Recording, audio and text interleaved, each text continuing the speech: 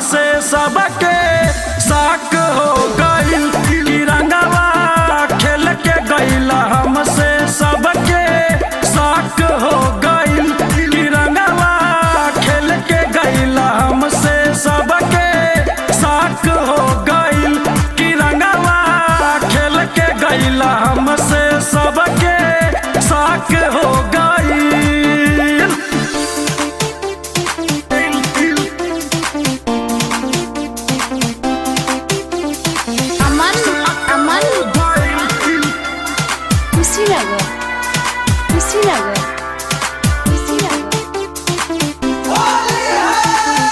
मानला न रंग डालल ला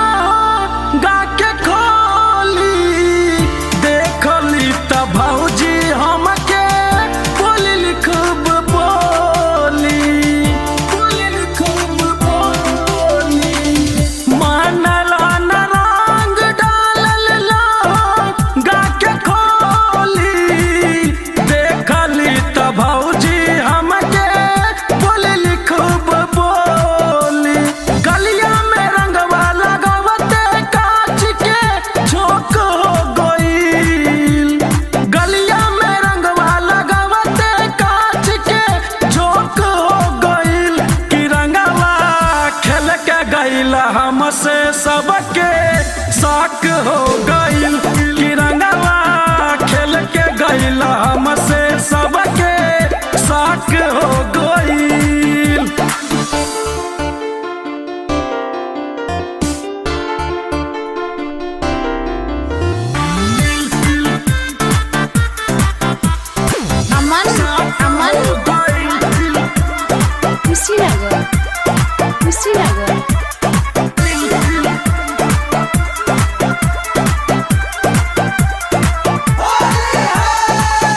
दीपक दियारा होली खेले जानी आइया यादव अरविंदवा के तनी समझइया दीपक दियारा होली खेले जानी आइया यादव अरविंदवा के तनी समझइया तोरे कारणवा ढोरी में हमरा ढक हो गइल तोरे कारणवा ढोरी में हमरा ढक हो गइल कि रंगवा खेल के गइला हमसे सबके साक हो गइल कि रंगवा खेल के गइला हमसे सबके साक हो गइल कि रंगवा खेल के गइला हमसे सबके साक हो गइल कि रंगवा खेल के गइला हमसे सबके साक हो गइल। होली में चोली दिहल सब लोक हो गइल कि रंगवा खेल के गइला हमसे सबके